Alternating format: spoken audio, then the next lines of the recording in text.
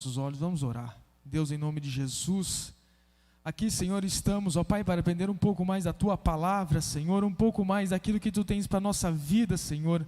Portanto, Deus, venha abrir nossa mente e entendimento, venha trazer um pouco da porção daquilo que é de Ti, Pai, para as nossas vidas, para que possamos, ó Deus, sair fortificados, firmes, firmados na rocha que é Jesus Cristo. E, ó Deus, ingerindo aquilo que é necessário para a nossa vida espiritual, Senhor. Porque lá fora, Senhor, os dias são difíceis, ó Pai. Deus, em nome de Jesus, eu te peço, Senhor, conduza esse estudo pela Tua vontade, pelo Teu querer, Senhor. É para isso que nós estamos, para honrar, glorificar, exaltar o Teu nome. Senhor, é o que te pedimos e te agradecemos no nome de Jesus. Amém. De pé mesmo, vamos abrir nossas Bíblias. João, capítulo 18. Evangelho de João, capítulo de número 18, quarto dos evangelhos, capítulo 18, a partir do verso de número 28. Quem achou, diga amém. Poucos acharam? Quem achou, diga amém. Amém. Verso 28 diz: depois levaram Jesus da casa de Caifás para a audiência, e era pela manhã cedo, e não entraram na audiência para não se contaminarem, mas poderem comer a Páscoa. Então Pilatos saiu fora e disse-lhes: que acusação trazeis contra este homem? Responderam e disseram-lhe: se este não fosse malfeitor, não te entregaríamos. Disse-lhe, pois, Pilatos: levai-o vós e julgai segundo a vossa lei. Disseram-lhe então os judeus: a nós não nos é lícito matar pessoa alguma, para que se cumprisse a palavra que Jesus tinha dito, significando de que morte havia de morrer. Tornou, pois, a entrar Pilatos na audiência, e chamou a Jesus e disse-lhe: tu és o rei dos judeus? Respondeu-lhe Jesus: tu dizes isso de ti mesmo, ou disseram outros de mim? Pilatos respondeu: porventura sou eu judeu?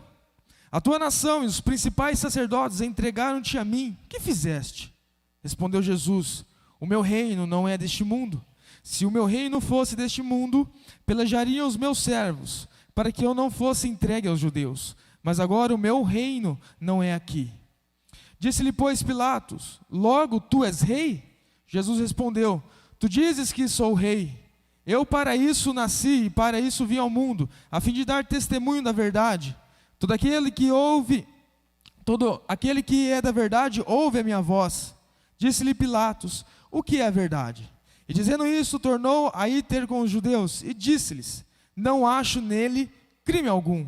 Mas vós tendes por costume que eu vos solte alguém pela Páscoa. Quereis, pois, que vos solte o rei dos judeus? Então todos tornaram a clamar, dizendo: este não, mas Barrabás. E Barrabás era um salteador. Somente até aqui, tomeis assento. O estudo dessa noite, nós vamos nos basear nesse texto, obviamente, mas esse texto vai nos servir muito mais para as próximas aulas, os próximos estudos, para a terça-feira próxima. O que eu quero hoje é pavimentar a respeito daquilo que é o direito romano. Como nós lemos no trecho aqui da palavra do Senhor, nós vemos que Jesus ele foi entregue a Pilatos para ser julgado. Tanto é que o texto menciona a respeito da audiência, que Jesus estava na audiência. Isso me chama a atenção. Ali, o evangelista João estava mencionando aquele ensejo, toda aquela circunstância, como uma audiência. Mas se nós pararmos para ler e pensar e meditar naquilo que estava acontecendo, era uma audiência relaxadamente, era uma audiência totalmente tosca, e não havia princípios ali do direito romano sendo cumpridos por Pilatos. Afinal, Pilatos ele era o representante de Roma. Como eu disse nas aulas passadas, e o que nós lemos aqui é verdade, os judeus eles não tinham mais a incumbência de trazer a pena capital para o condenado. Eles julgam Jesus, como nós vemos nas outras aulas, eles condenam Jesus daquela forma esdrúxula. Após condenado Jesus, eles não se veem ali com o poder de matar a Jesus. Talvez eles fizessem isso de forma escondida, Mas como era a Páscoa, se eles trouxessem Jesus para fora, para ser apedrejado, ou qualquer que fosse a outra forma de execução, os cidadãos ali veriam a Jesus. Não teria sentido proclamar Jesus antes rei, e depois eles verem Jesus sendo morto pelos seus principais. É bem verdade que no texto que nós lemos, nós vemos que Barrabás ele fora solto, porque uma turba gritava para que Jesus fosse crucificado. Essa turba, no meu entendimento, não é a totalidade dos judeus, mas sim os principais dos judeus. Então nós vemos aqui que alguns que simpatizavam por Jesus não estavam ali. Foi algo premeditado, feito, para que Jesus fosse morto. E como Jesus pudesse ser morto? De que forma era essa? Os judeus, eles planejaram tudo. Eles julgaram Jesus daquela forma, de uma maneira ali, um tanto quanto odiosa naquela circunstância que nós vemos. E aí eles levam Jesus para Pilatos. Era Pilatos quem detinha ali o poder da vida e da morte. Se nós prosseguirmos um pouco mais contexto, Pilatos vai dizer assim, você não sabe que eu tenho poder para te crucificar e para te soltar? Aí Jesus vai falar, nenhum poder te seria dado se não viesse do alto. Então o poder que você tem, Pilatos, é meu Pai que te deu. E tudo isso que nós estamos passando é para que se cumpra a vontade do meu Pai. Então nós vemos ali todo esse ensejo. E para que nós possamos compreender mais um pouco daquilo que é a audiência de Pilatos, eu tenho que trazer algumas informações a respeito de Roma. Talvez seja um pouco cansativo hoje, eu peço a atenção dos irmãos, para que possa suportar esses poucos minutos aqui essa noite, para que possamos entender um pouco melhor aquilo que Jesus passou. Para que quando entrarmos no texto definitivamente, nós possamos entender, se não todo ele, mas grande parte do texto que João narra. Amém? Próximo slide. Vamos falar do direito romano. Próximo slide. Alguém sabe me dizer que imagem que é essa? Alguém sabe me dizer o que representa essa imagem?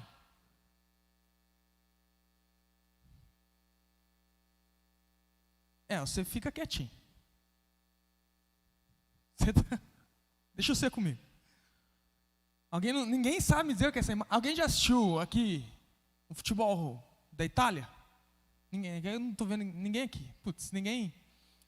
Quem vê o clube de Roma, vai ver no seu escudo do clube, que tem esse símbolo lá. Não sei se vocês notaram. Essa aqui é uma estátua de bronze chamada Lupa Capitolina. Nós vamos entender um pouco mais do que essa estátua representa. Bom, vocês não sabem o que é a estátua, eu ia perguntar quem que eram esses dois meninos ali debaixo da teta da loba. Sendo amamentada. Bom, então vamos prosseguir para que possamos entrar. Vamos entender um pouco mais da formação de Roma. Quero ser breve aqui, demais, nisso que eu vou dizer.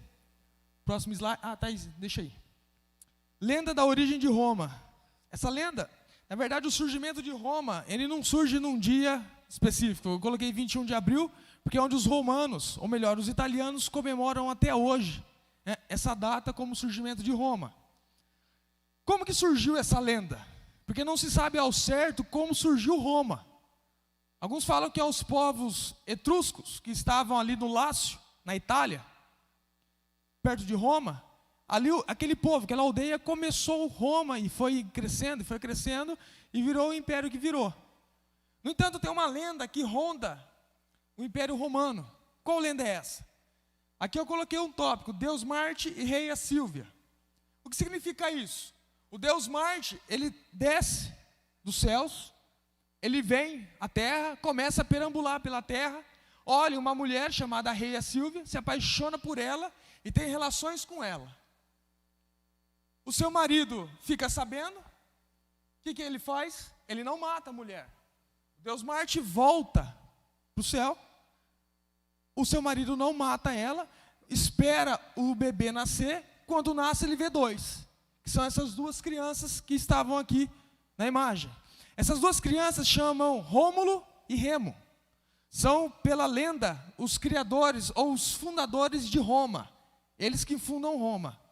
Eles crescem, ou melhor, antes deles crescerem, o esposo de Réia Sílvia coloca os meninos, tipo numa jangadinha, num cesto, e pelo rio Tibre, que é um rio que passa por Roma e deságua no mar, ele coloca esses meninos no rio, para que eles fossem direto ao mar e ali morressem.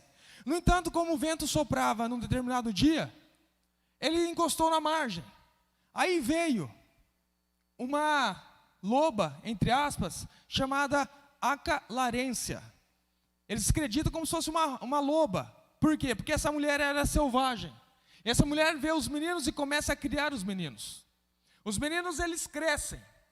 Eles voltam para Alba Longa, que era da onde eles saíram, que é onde a sua mãe teve eles. Alba Longa. Eles voltam, matam o esposo de sua mãe, e eles dali então, eles partem para o lugar aonde eles foram encontrados pela loba, ou melhor, pela essa mulher. Eles são ali, eles se encontram ali naquele momento, e ali eles começam uma disputa. Rômulo e Remo começam uma disputa. Que nome que vai ser a cidade? Rômulo, ele ganha a disputa, batizando a cidade de Roma. Remo, furioso, então dá um chute na muralha que Rômulo acabara de construir. Rômulo, ele começa a construir uma muralha, Remo vem e mete o pé na muralha. Rômulo mata seu irmão. E aí, aí começa, vamos dizer assim, a lenda ou a saga romana desde então. Amém até aqui, irmãos? Vocês entenderam como que se deu a lenda do Império Romano? Começa dessa forma. É uma lenda, claro que foi de uma outra forma, mas é que os romanos apregoavam antigamente. Próximo slide.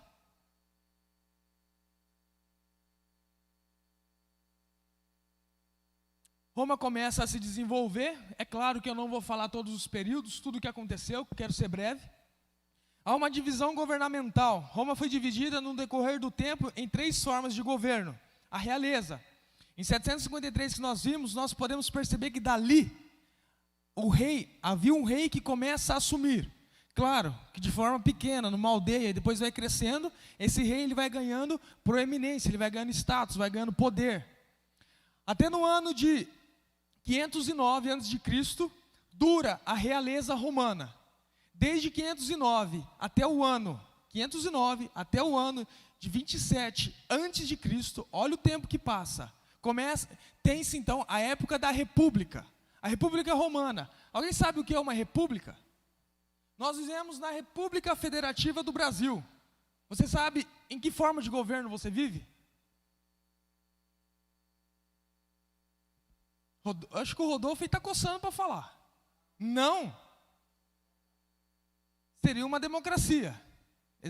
Basicamente isso. É onde o Estado ele se constitui para servir aos interesses do povo. Democracia. Isso partilha um pouco mais dos gregos.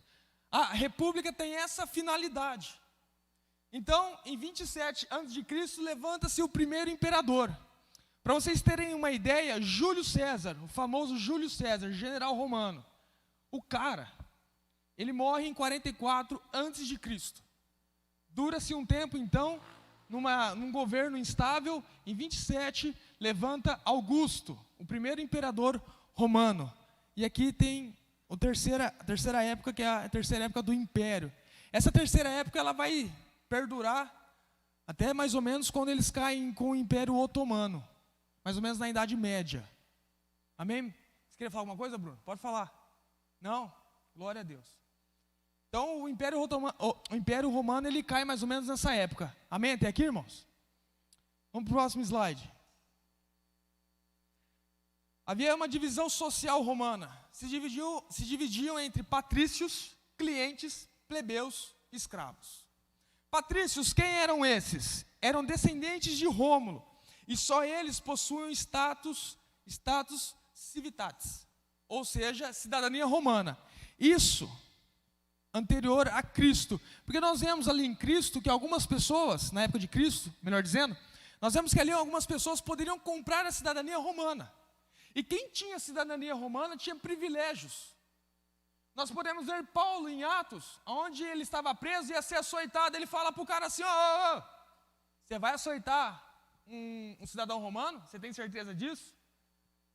Aí ele fala: mas você é cidadão romano? O cara fala, eu sou cidadão romano por ter comprado. Aí Paulo fala para ele, mas eu sou de nascimento. Então a cidadania romana era muito bem vista, era um status muito grande. Primeiro, um cidadão romano não era condenado à morte da mesma forma. A crucificação, então, não era nem citada ao romano. O açoite só era aplicado quando a pessoa era condenada à morte, normalmente. Havia também aqueles relachos, onde eles açoitavam as pessoas e depois soltavam elas. Mas o açoite, ele era pro condenado, de crucificação. Então, Paulo, ele vai ser açoitado, ele fala, viu, eu sou romano, vai dar B.O. para você. Se as pessoas, se souberem que eu sou romano e você me bateu, vai ficar ruim para você. Então, aí ele apela ao imperador, para que ele seja julgado pelo representante do imperador, que na época de Paulo era Festo, na época de Jesus, Pôncio Pilatos. Amém? Então, os patrícios, eles eram essa alta classe da sociedade. Os clientes, quem eram? Eram estrangeiros que viviam sob custódia dos patrícios. Não poderiam ter cidadania romana. Era a segunda classe ali. Plebeus, somos eu e você. Eram estrangeiros vindos de regiões distantes, moravam fora da cidade, pois eram considerados desprezíveis. Os plebeus, eles não podiam ter nada. Eles moravam até fora da cidade de Roma. Eles eram tidos como desprezíveis. Eles não tinham sequer direito jurídico. Eles não tinham nada a seu favor. Eles não eram considerados, talvez, seres humanos dignos. Isso, posteriormente, em Roma, acaba se mudando. Mas na época, principalmente da República Romana, isso era visto dessa forma. Os plebeus, eles eram pessoas desprezíveis. E aí eu mencionei os escravos. O que dirá os escravos? Os escravos não eram considerados nem gente. O que eram os escravos? Os escravos eram aquelas pessoas que eram escravizadas porque a sua nação fora subjugada por Roma. Eles são subjugados por Roma, eles pegam uma quantidade de escravos para fazer a sua vontade. Alguns são levados a Roma, outros são levados para outros lugares para construir monumentos para Roma. As estradas romanas, os aquedutos romanos, são construídos por escravos e pelo dinheiro dos impostos. Eu disse numa pregação aqui que aquilo que movia a máquina romana, além do seu exército, eram os escravos e os impostos. Roma tinha isto muito bem alicerçado, e eles cresceram por conta disso. Amém? Próximo slide. Magistratura. Na época da República, surgem os magistrados, aqueles que eram incumbidos de autoridade. Quem eram os magistrados? Cônsules. Quem eram os cônsules? Os cônsules eram aqueles que, na época da República, para vocês terem uma ideia, não tinha um rei. Quem governava então a República?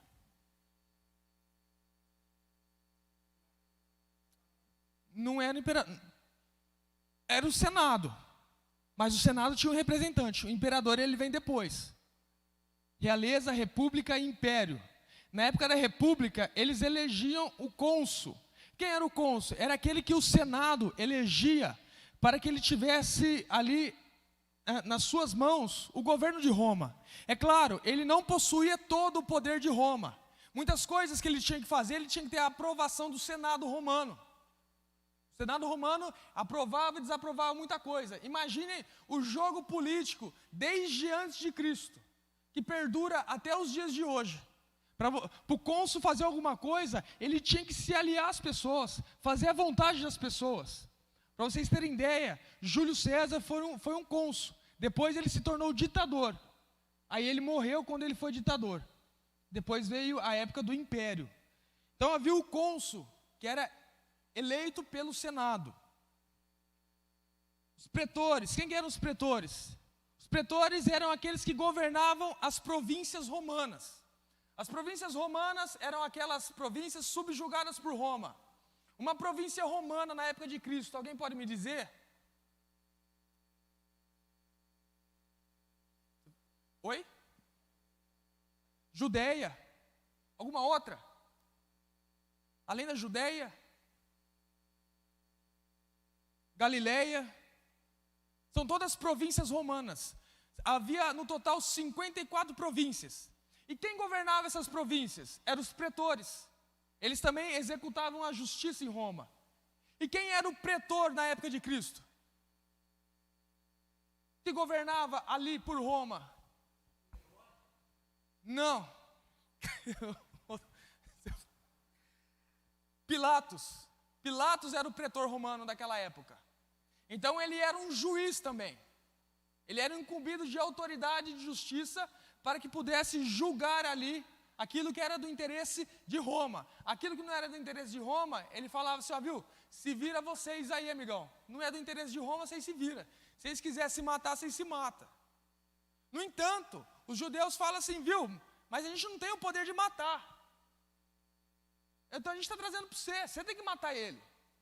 Ó, vocês estão vendo como que acontece a situação? Era Pilatos quem detinha o poder ali da justiça. Amém? Censores, era o responsável por garantir a moralidade pública e supervisionar as finanças do governo. Talvez venha daí a palavra censura, através disso aqui. Questores, era o primeiro cargo na vida pública romana, sendo porta-voz do Senado e da Cúria romana. Ou seja, eles tinham o Senado e a Cúria, a nata romana, da política romana, eles tinham os porta-vozes. Eram os primeiros a ingressar na vida política. Eram massa de manobra também ali do povo. Os edes que eu coloquei aqui são os vereadores, são aqueles que fazem a vontade do povo, que é aqueles que buscam saber a vontade do povo, tal qual como é hoje também. Vamos prosseguir. Próximo slide. Na época da República, eu estou lendo. Esses cargos tinham como funções cuidar das legiões romanas, fazer recenseamentos, observar litígios, zelar pelos costumes da população. Eles tinham uma finalidade muito política em relação a isso. Próximo slide. O Senado. O Senado, na época da República, ele se desenvolve ali com cerca de 300 pessoas. Quando chega a época do Império, reduz isso aí para 60 pessoas. Eles precisam, para qualquer coisa que eles fossem fazer, até o imperador, aquilo que ele fosse fazer como leis ou qualquer que seja, algumas coisas ele pedia autorização para o Senado. E como era feita essa autorização, essa votação? Ele ali expunha perante o Senado aquilo que era da sua vontade. Ó, eu vou para a guerra, vou lutar contra os gauleses, vou lutar ali para o norte, contra os germânicos. Mas devo ir ou não devo ir? Alguns votavam ali e chegavam numa decisão, não, você não vai. Havia alguns imperadores que não estavam nem aí para isso. Eles juntavam as legiões e iam embora. Mas a cisão política em Roma era muito grande, o imperador perdia força. O imperador não era mais tido como aquele cara assim, firmeza, estava junto com eles. Era costume nomear senadores que tivessem exercido a pretura. Pretura de pretor, tá? Quem que gostaria desse cargo de senador? Qualquer um em Roma. Olha o cargo que era, olha a importância que era. Você ganhava muito dinheiro com isso. E aí nós vemos quem exercendo o cargo de pretor. Nos evangelhos é Pilatos. Pilatos ele exerce ali, visando o seu bom governo ali na Judeia. E o que Pilatos faz? Ele quer manter a paz. Por quê? Como eu disse para vocês, Roma precisa de escravo e de imposto. Se há um motim, se há uma revolta, o que acontece? César, lá no Império, não vai receber dinheiro e nem escravo. Aí o que Pilatos faz? Tem que manter a pax romana. Todo governador romano tinha que manter a paz na sua província. Não poderia ter revoltas. Quando os judeus levam Jesus ali para Pilatos, eles estão na ameaça de causar uma revolta se Pilatos não matar Jesus. Aí Pilatos fala assim, ó, eu não vejo nele culpa alguma. Aí os judeus falam, se você não matar ele, você é contra César. Tá apelando os judeus, hein? Vocês não poderiam pegar mais leve comigo? Vocês estão apelando, hein? Aí Pilatos vê o quê?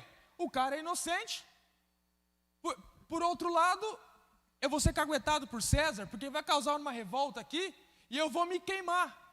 Porque eu não vou ser senador, e aquilo que eu quero ser é senador. E aí o que acontece? Pilatos vai lá, como num gesto que se valesse alguma coisa, lava as suas mãos.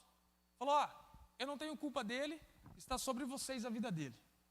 Então o que Pilatos faz? Ele se tira. Não vai ter revolta, vou agradar os judeus. O único ônus que eu vou ter de tudo isso é que eu vou matar um homem inocente. Nós sabemos que a sua mulher, ela teve um sonho, falou, não toca nesse homem. Não toca nele. Alguns historiadores vai dizer que o nome dela é Cláudia Prócula. Na Igreja Católica Romana, ela é considerada uma santa. Deve ter sido por causa dessa visão. Os historiadores dizem que ela era parente do imperador. Vejam só, ela era parente do imperador. Imagine vocês, você é casado com um parente do imperador. Para mim, para o Senado é um pulo. É coisa simples, é rápido, é fácil. Então, imagine onde se encontrava Pilatos. As atribuições eram controlar as finanças, administrar as províncias, negociar com os povos estrangeiros, ratificar leis votadas pelas assembleias populares. Seria o plebiscito? Seria o plebiscito, meu bem? Assembleias populares? Amor, me ajuda. Agora eu tenho que perguntar para ela, irmão. Próximo slide. Vamos falar agora propriamente do direito. Nós vimos a formação de Roma, o que algumas classes representavam, classes políticas. Isso de forma breve e rápida, para que você pudesse entender um pouco mais de como funcionava a organização romana. Agora, vamos ver um pouco mais do direito romano. É claro, a gente não vai abordar tudo que é necessário abordar nessa aula. Não dá. Mas é um pavimento para que nós possamos estudar um pouco melhor aquilo que está escrito nos evangelhos. Conceitos básicos. Os conceitos básicos para a compreensão do direito romano foram incluídos em 6. Aqui eu coloquei jus, mas em latim é ius. O que é o ius? É o direito propriamente. Aqui eu denominei normas religiosas que possuíam no começo força de lei. Em outras palavras, o direito romano, ele começa com um ambiente religioso, com o ambiente ali que estava envolvido os deuses romanos. Aquilo que era da religião romana, eles instituem como direito.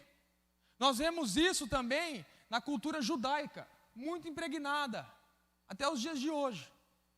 Nós vemos isso. Na cultura romana também era da mesma forma. A religião influenciava nas leis. Depois isso mudou. O Estado se tornou laico. Ou seja, não havia a religião influenciando nas leis.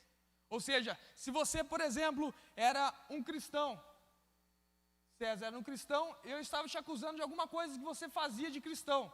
Não sei, ler a Bíblia, por exemplo. Isso não influenciava numa condenação. É claro que as perseguições que surgiram contra os cristãos foram demasiadas, saíam fora da curva. Era de ódio, era de perseguição mesmo, ali que não estava pautada em nenhum ato legal. O FAS, o que é o FAS? Normas legais faladas pelos deuses e transmitidas aos sacerdotes. Isso aqui nós vemos também na Bíblia. Por quê? Deus transfere a quem a sua lei?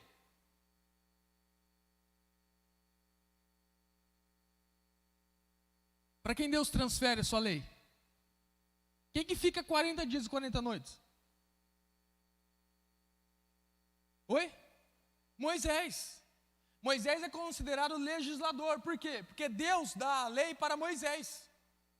E aqui se encaixa de certa forma nesse conceito do direito romano. Os deuses falavam para os sacerdotes romanos e eles transmitiam como ali uma lei. Isso é o tal do faz. Justitia era a vontade firme e perdurável de dar a cada um o seu direito. No campo do direito, praticar a justiça é encontrar-se perfeito. Justiça, na denominação romana, no conceito romano, é dar a cada um aquilo que é de direito. Se o genésio, ele tem direito a meio copo d'água na justiça, ele não tem direito a um copo ou a um copo vazio. É meio copo, acabou. Não passa, mas também não fica menos. No conceito romano, justiça é isso. É aquilo que você tem de direito. Aquilo que é seu, você vai ter. Teoricamente, né? Próximo slide. a equitas. O que é a equitas? Equidade. Era uma justiça baseada na igualdade material. Como eu disse, uma igualdade material. Aquilo que você que é seu, não mais e não menos. Equidade, harmonia. José Cretela Júnior, em sua visão, essa equitas tinha uma força especial, já que pela equidade, ou seja, pela harmonia, pelo equilíbrio, tempera-se o rigor do direito, abranda-se a impessoalidade do texto legal. O texto legal ele não tem que ser parcial. O texto legal ele não pode pender para um lado e nem para o outro. Em tese ou em teoria, o texto legal ele tem que tratar as pessoas da mesma forma. Era o que estava dizendo aqui no conceito romano. Jurisprudência. O direito romano definia como conhecimento das coisas divinas e humanas e ciência do justo e injusto. No direito contemporâneo, é o modo pelo qual os tribunais interpretam e aplicam o direito. César.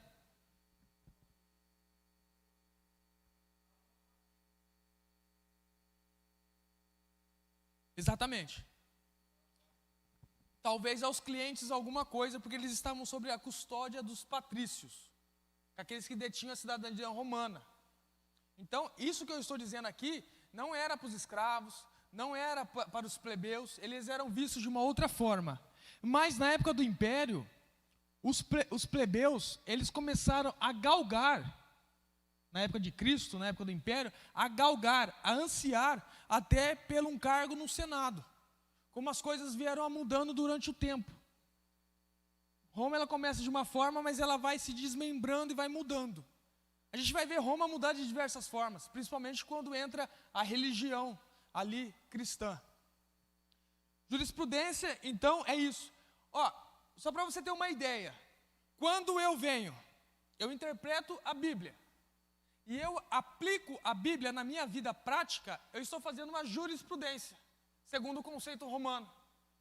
A minha leitura, a minha interpretação e a minha aplicação da palavra de Deus é uma jurisprudência. Amém? Próximo slide. Iuris preceptas. Preceitos do direito romano. Olha que coisa linda.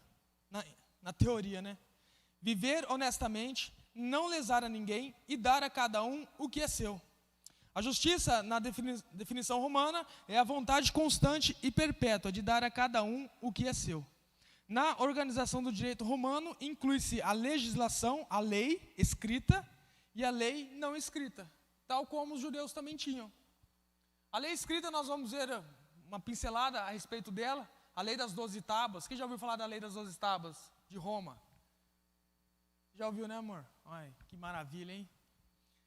Nós vamos ter a lei das 12 tábuas, vamos ter algumas leis, a digesta, as institutas, mas eles tinham também a lei não escrita. E o que era a lei não escrita para o romano? Eram os costumes. Os costumes tinham força de lei também. Eles tinham esse quê, entendeu? Com os costumes dele, como força de lei. Próximo slide. As leis mais importantes. Como eu mencionei, a lei das 12 tábuas. Era uma lei extensa, escrita em 12 tábuas, em 449 a.C., bem antes. Quando se dá a República, o digesto ou a pandecta, que significa enciclopédia de leis, se dá em 530 pelo imperador Justiniano. Tem o imperador Justiniano que ele começa a formalizar um compêndio, ele começa a juntar as leis romanas, onde vai tornar-se o corpus juris civili, que era o maior tratado da lei romana desde então. Digesto ou pandecta, que é a enciclopédia em 530 depois de Cristo, institutas, que seriam manuais das leis em 533 depois de Cristo, e as novelas. Quem assiste novela? O que é novela para o romano? Ali naquela época eram as novas leis. Estava fechado ali as leis romanas, bem depois de Cristo. Os imperadores queriam adicionar leis, era considerado como novelas. Eram novas leis que eram agregadas ali à legislatura romana. Então eles tinham, vamos dizer assim, essa brecha para que pudessem instituir novas leis. Todas essas obras fazem parte de um maior de uma maior, do direito romano, o Corpus Juris Civile. Próximo slide.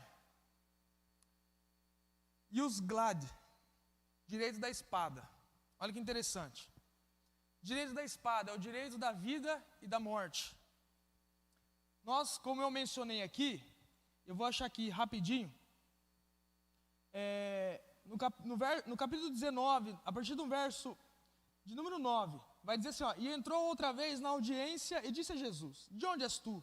Mas Jesus não lhe deu resposta. Disse-lhe, pois, Pilatos, não me falas a mim? Não sabes tu que tenho direito, não sabes tu que tenho poder para te crucificar e tenho poder para te soltar? Quem tinha o direito da vida e da morte era o Ius Glad.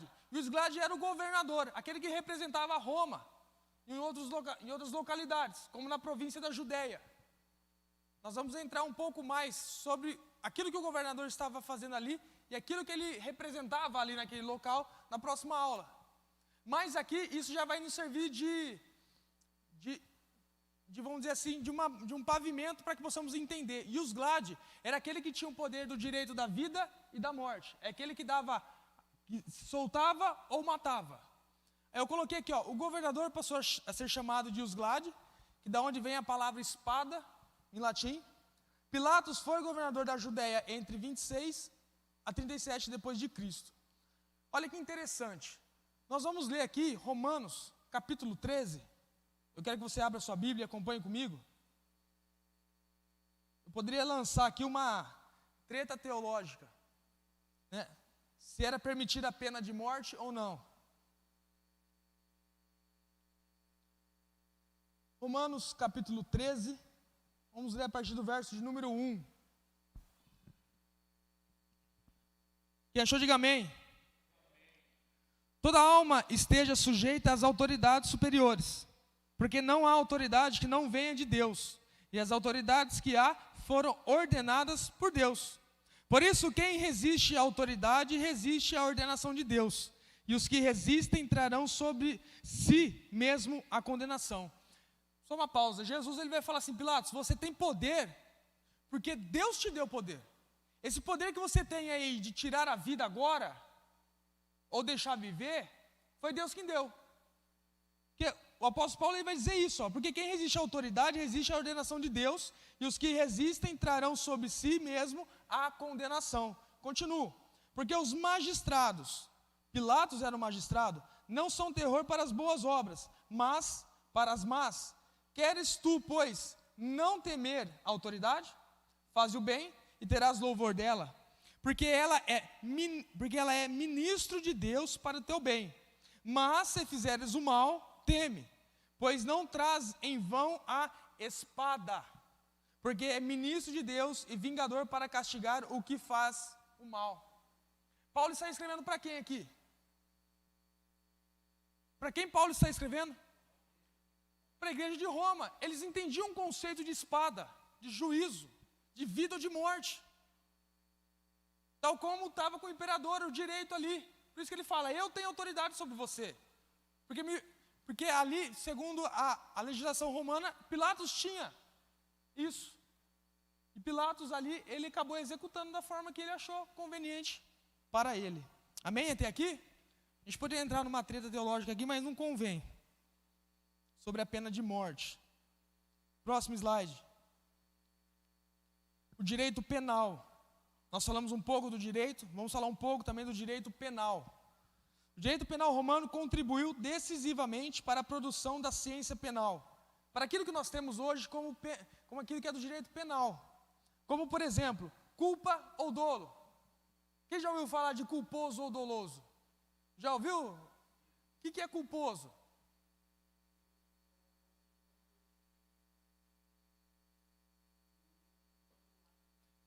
Roma que começa com isso. Roma cria mecanismo para investigar se algo foi culposo ou foi doloso. Ó, você teve a intenção de matar? Ó, você não teve a intenção de matar?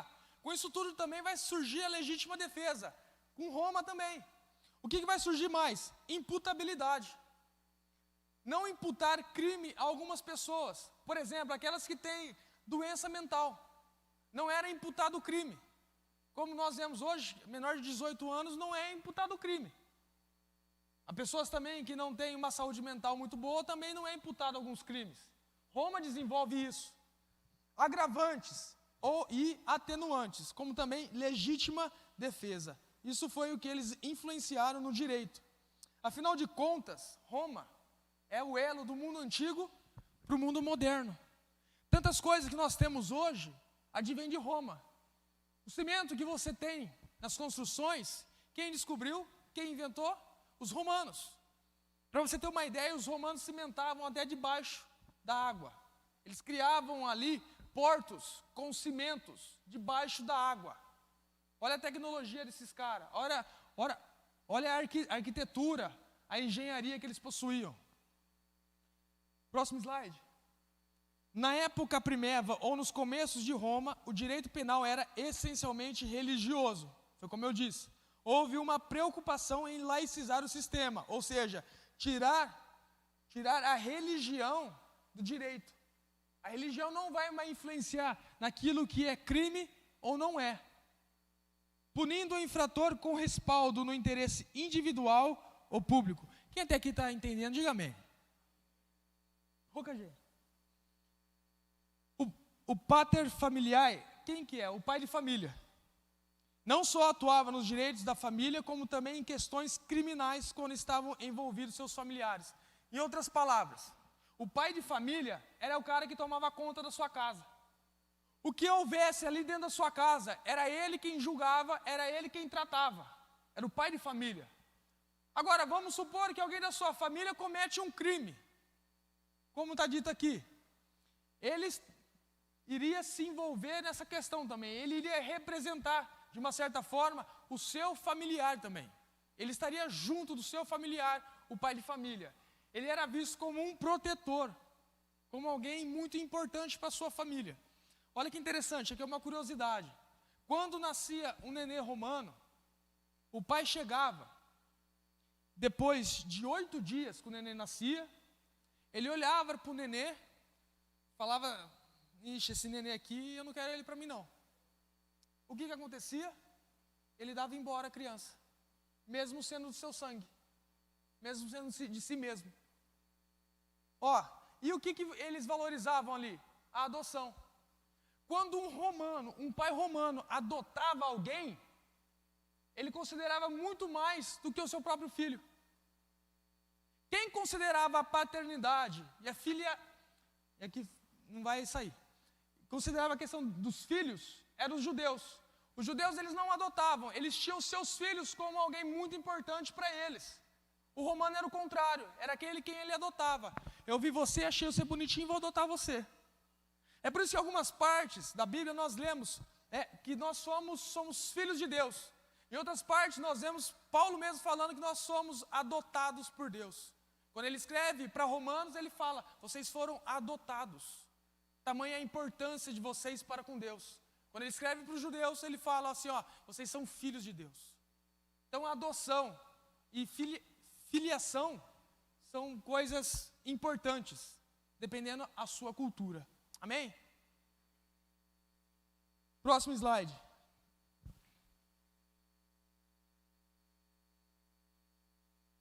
As penas mais conhecidas eram, no direito penal, suplício.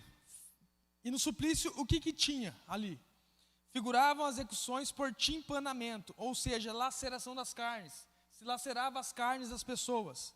Flamistrade, entregar as chamas, morria queimado. Ad bestias, condenava as feras. Nós podemos ver muito no Coliseu, principalmente cristãos, ali que começaram o cristianismo, que estavam ali em Roma, que eram pegos, presos, perseguidos. Muitos deles foram condenados a morrerem no Coliseu, por feras que ficavam dias sem se alimentar. O culeum, o que era o culeum? Submersão em um saco. Você enrolava a pessoa num saco, prendia ela e jogava ela num rio ou no mar. E aí ela morria. Outra forma de condenação era o patíbulo adfigator, ou seja, a forca e a crucificação. A crucificação era a pior forma de execução romana que existia. Eu ia falar da crucificação, como é que se dava na questão romana, como é que funcionava hoje, mas resolvi deixar para os próximos estudos, depois da condenação de Cristo. Próximo slide. A sanção prisional. Raramente era usada pelos romanos. Jerome O'Connor, em seu livro, faz um relato histórico. Olha que interessante isso. Muitas passagens que nós vemos Paulo preso e alguns apóstolos presos, nós vamos entender alguma coisa disso. Ó. A lei romana não continha nenhum dispositivo para uma condenação à prisão. Vou parar aqui. Ou seja, eles não condenavam as pessoas à prisão. Ah, você vê lá Paulo preso, Pedro preso. Não é que eles haviam sido condenados à prisão. Nós vamos entender. Ó, a detenção não era usada como castigo. Eram mantidos presos em duas situações. Enquanto estavam sob investigação ou depois de pronunciada a sentença de morte, enquanto aguardavam a execução. Paulo escreve cartas enquanto aguardava preso a sua execução. Aí Paulo estava preso porque estava aguardando essa execução, não porque ele estava condenado à prisão. A prisão ela era um intermediário para que acontecesse algo. A prisão ela não era definitiva, como nós vemos hoje. Próximo slide. Deixa eu correr. O processo legal. Aqui já entra um pouco mais naquilo que é do texto que nós lemos. Havia fundamentos, bases no direito processual penal como. O que é o processo legal? Eu falei nas aulas passadas do processo, de como se dava o julgamento, de como que acontecia o julgamento, quem poderia chegar e acusar, o que poderia ser feito para iniciar um julgamento e chegar-se a uma sentença. Aqui não é diferente. Mas aqui, nesses tópicos que eu vou falar aqui, nesse slide, é sobre aquilo aonde está pautado o julgamento romano. Onde o julgamento romano tem que estar embasado. Se essas coisas não estiverem em ordem, não pode acontecer um julgamento romano. Não pode ter uma audiência. A primeira, proibição de intentar duas ações ao mesmo tempo. Se eu chegasse e quisesse condenar uma pessoa, por N motivos, eu ia usar uma ação contra ela. Não duas, não três. Eu ia usar uma ação e depois eu usava outra ação contra ela. O que acontecia? Ou o que aconteceu? Cristo, ele foi ali acusado de sedição, de partidarismo. Ora, você está querendo causar um movimento aqui, meio estranho aqui na Judéia, em toda a nação de Israel. Está errado. E qual que era o outro? O outro era de lesa majestade. Você está se proclamando rei, você está contra César. Então a acusação de Cristo ali não é uma, é duas que eles chegam, os fariseus, perante Pilatos. Viu, o cara está querendo causar partido, o cara quer ser igual César. Quem que ele pensa que é? Pilatos devia falar, não, peraí. O que vocês vão acusar ele?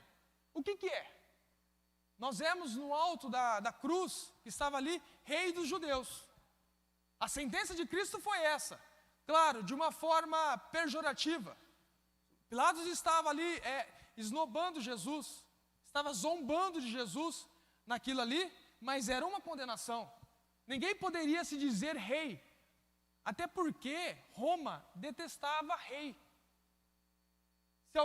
Se algum povo tivesse um rei, na época de Cristo, era um povo abaixo dos romanos.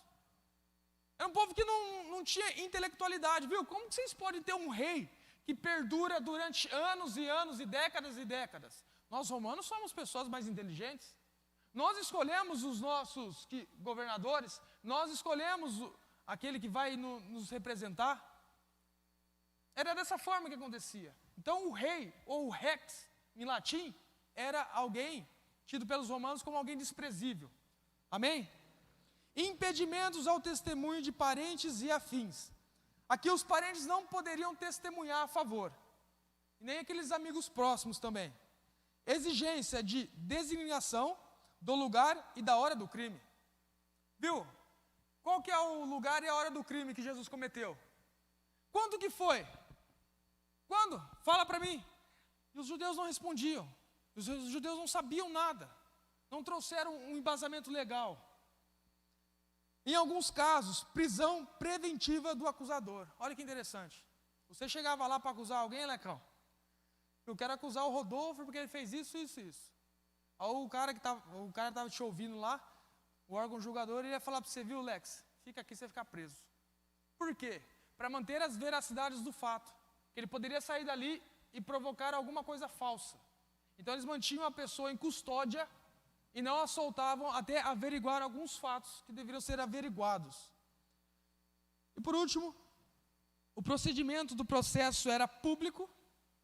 O de Jesus, de certa forma, parece que foi público. Era contraditório. E o que é contraditório aqui? O que era contraditório aqui, meu bem? O que era... Isso,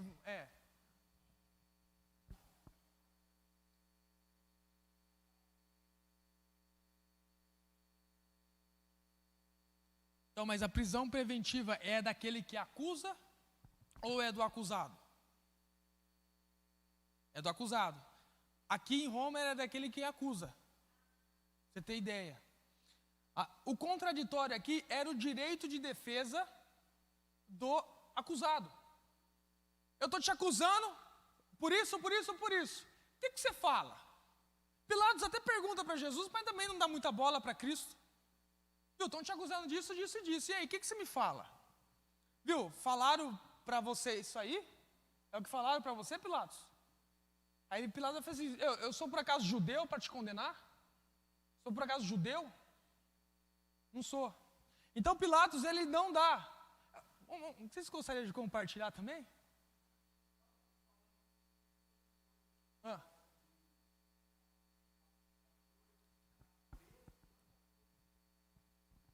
Exatamente. Eu acho que serviria de muita... E a provocação de provas também que acontecia, é um negócio muito grande. O procedimento era público, contraditório, devia ser respeitado a defesa da pessoa e oral. As pessoas deveriam ouvir ambas as partes no julgamento. Era necessário isso. Amém? Até aqui, irmãos? Próximo slide. O processo. O processo ele se iniciava com a propositura do cidadão romano. Presta atenção aqui, ó. O cidadão romano, ele iria até o órgão julgador, que era competente a isso. Ele falava assim, ó, eu quero acusar o Rodolfo, como eu acabei de acusar agora. Quero acusar o Rodolfo, ele está fazendo isso, isso, isso. O que acontecia? Acontecia o seguinte, a minha acusação, aquilo que eu expus, o órgão acusador iria pegar, guardar a acusação, iria colocar o nome do Rodolfo em uma tábua no rol dos acusados. E o que ia se dar depois? O acusado deveria se apresentar discretamente, sem barba e cabelos arrumados. Acho que o Rodolfo dava certo. Ia ajudar bem, Rodolfo. O acusado deveria se apresentar diretamente, sem barba e cabelos arrumados. E o que acontecia? A pessoa chegava lá, viu, eu estou sendo acusado, o que está acontecendo? Está acontecendo isso, isso, isso com você. Se a pessoa falava assim, não, tá certo, eu fiz esse crime mesmo, ali naquela hora acabava o processo, ele era sentenciado. As penas aqui eu listei algumas, e acabei pulando outras. Ele era sentenciado já. Mas se ele falasse, não, eu não fiz isso, o juiz, ele ia dar um prazo de mais ou menos 30 dias. Ia marcar o dia para que eles pudessem retornar, e nesses 30 dias ia ter colheita de provas. Iam colher provas. Se nós olharmos para o julgamento de Cristo, foi algo tão ali corriqueiro, algo tão rápido, que não se atentou a detalhes importantes que deveria ter num processo. Mas aí a gente olha e vê que toda a injustiça humana que houve, desde o julgamento do Sinédrio até o julgamento romano, que não se balizou, não se esquadrinhou, nem na justiça humana, que dirá de Deus, Jesus ele passou por tudo aquilo ali. E para quê? Para que se cumprisse a justiça de Deus. Olha que interessante, a justiça do homem estava falha, mas estava se cumprindo naquelas entrelinhas ali a justiça de Deus. Jesus então deveria morrer? Não. Mas Deus, pelo seu amor, quis nos salvar, nos redimir e falar para nós, vocês não são culpados, vocês são inocentes, porque o meu filho, ele foi julgado culpado pela justiça humana, mas agora eu lhes faço vocês inocentes. Olha que interessante. Jesus no alto da cruz fala: Pai, perdoa-lhes, não sabem o que fazem.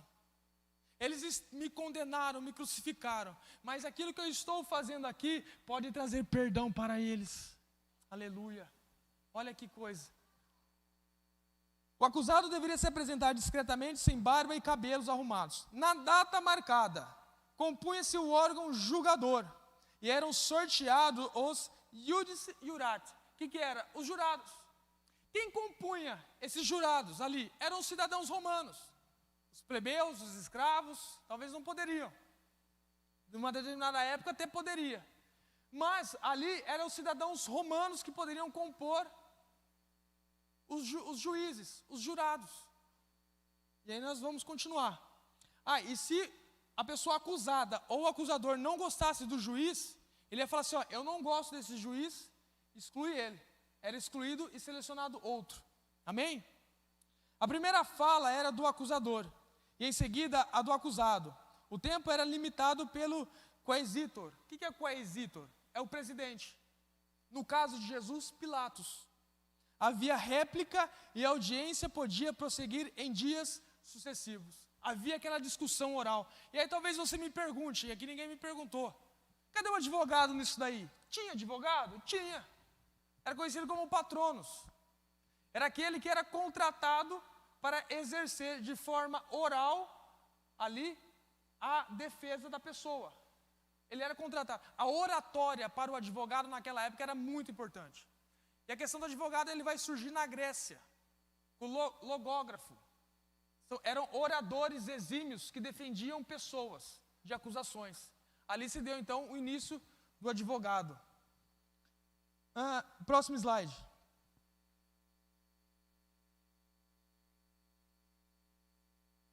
As provas eram divididas em pertábulas, provas documentais. Eu pergunto para vocês aqui, antes da gente falar das demais, qual que era a prova que eles tinham de Jesus para Jesus ser morto?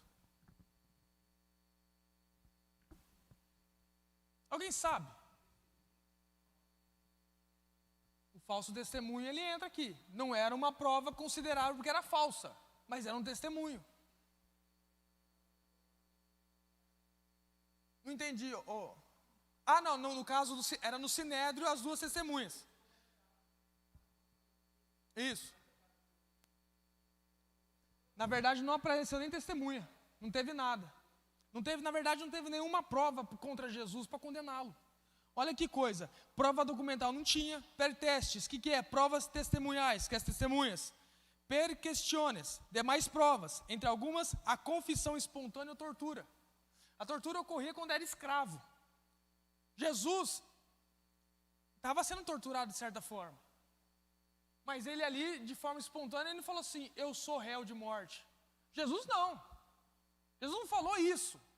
Olha que coisa interessante. Ali eles não tinham provas contra Cristo para condená-lo.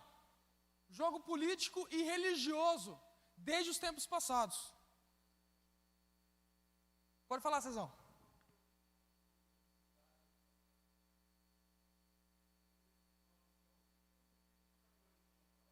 A pessoa acusada ou o acusador, ele colhia as provas, ele ia atrás das provas, ou ele pagava alguém para ir atrás das provas. Entendeu? Não tinha alguém específico para isso. Era um negócio bem, bem arcaico.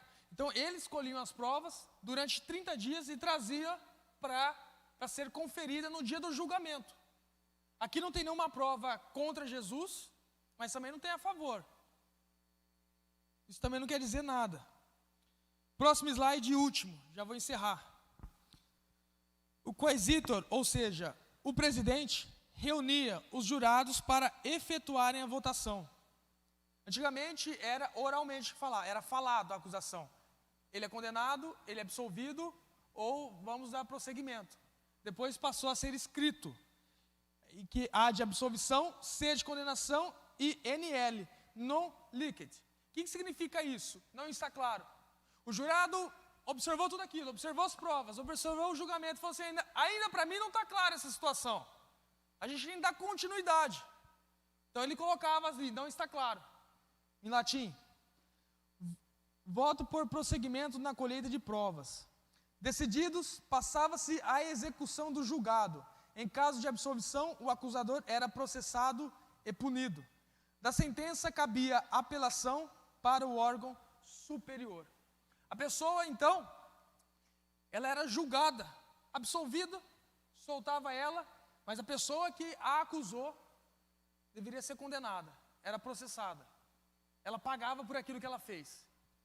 Hoje em dia não acontece muito isso, né? A pessoa acusa, a outra ganha, e aí fica por assim mesmo, e vida que segue. Quantas pessoas são acusadas de forma indevida, e as coisas continuam andando. Dada a sentença, ela poderia recorrer a um órgão superior. Que órgão poderia ser esse? O Senado. Ela poderia recorrer, mas não ganhava muita coisa. Era naquilo ali mesmo. E ali tinha sentenças. As sentenças de morte, das quais eu li. Tinha a sentença que era para pagamento, pagava-se em dinheiro. Tinha a sentença também que era de pagamento em dinheiro quando você lesava alguém. Você feria alguém, você pagava aquela pessoa em dinheiro, ou se você não tivesse dinheiro, o que acontecia? Olho por olho, dente por dente. Você feriu aonde? Aqui? Então vai sofrer aqui. E tinha esse tipo de condenação. Amém? Vamos colocar de pé. Já vamos encerrar. O estudo de hoje é para que nós possamos entender um pouco mais daquilo que foi a julgação de Cristo perante Pôncio Pilatos. Amém? Então o que nós viemos ter isso em mente foi uma breve explanação do direito romano, de Roma. Quem foi Roma, é claro, tem muitas informações a respeito de Roma. Enquanto nós mais compreendemos o Império Romano, a cultura romana, nós podemos compreender muitas coisas que estão na entrelinha, ou nas entrelinhas dos evangelhos. Porque foi nessa época que Cristo ali veio. Olha que coisa interessante. Se Cristo ele não deveria ser morto pelos romanos, ele era judeu. Pilatos fala isso. Era um homem livre. Quem morreria de crucificação? Era um escravo, era um criminoso. Primeiro, Jesus ele não era escravo, ele era livre. Segundo, ele não era um criminoso, ele não teria que estar ali com os romanos sendo julgado. Ele poderia estar muito bem. Mas a gente vê que desde os primórdios da história, vem passando por reinos, impérios, e a gente chega na plenitude dos tempos, ali o Império Romano. Tudo aconteceu para que as coisas pudessem culminar na morte de Jesus. John Stott ele diz que antes que houvesse luz, Deus disse, haja cruz. A cruz foi pensada desde lá atrás, para que se concretizasse há 2000 anos, para que nós pudéssemos 2000 anos depois estar aqui neste lugar. Coisas que não eram para ter acontecido, mas pela mão soberana de Deus aconteceram. Que nós possamos confiar que até nos momentos mais tristes que possamos ter na nossa vida e na nossa história, Deus ele está controlando a história, não só a nossa, mas a do mundo. Tudo pode estar despedaçando e caindo por terra, os governos se rompendo, as alianças se desfazendo, mas o nosso Deus, como está em Isaías 6, está sentado num alto e sublime trono. Assentar-se num alto e sublime trono é falar o seguinte ali, ó, eu estou reinando ainda, Isaías, o meu trono está firme. O de reis, reinados, potestades, impérios estão se desfazendo, mas o meu está de pé. Portanto, confie na palavra do Senhor. Feche seus olhos, vamos orar. Deus, em nome de Jesus, eu te agradeço, ó Deus, por este estudo. Te agradeço, ó Deus, pela tua palavra. E que possamos, Deus, procurar entender um pouquinho mais daquilo que tu queres para a nossa vida, Senhor. E saber que tu estás no controle, Deus, apesar de a injustiça estar reinando no mundo, sabemos que a tua justiça, Deus, não falha, sabemos que a tua justiça, ela é poderosa, Senhor. Então, Deus, confiamos na tua justiça, confiamos no teu amor, Pai. Deus, em nome de Jesus, cuida da tua igreja, cuida do teu povo que aqui está, Senhor. Continua nos ensinando, ministrando, Senhor, a tua palavra em nossos corações, Pai, porque a tua palavra, Senhor, é luz para os nossos caminhos, é ela que nos conduz para o caminho certo, pela vereda certa, pelos passos verdejantes, ó Pai. Deus, em nome de Jesus eu te peço, cuida do teu povo, cuida da tua igreja, em nome de Jesus, amém e amém. Pastor, tem algum recado? Não? Faça assim com tuas mãos. Que a graça do nosso Senhor Jesus Cristo, o amor de Deus e as doces e eternas consolações do Espírito Santo sejam com todos e todos nós dizemos amém. Está terminado em nome de Jesus. Abraço seu irmão.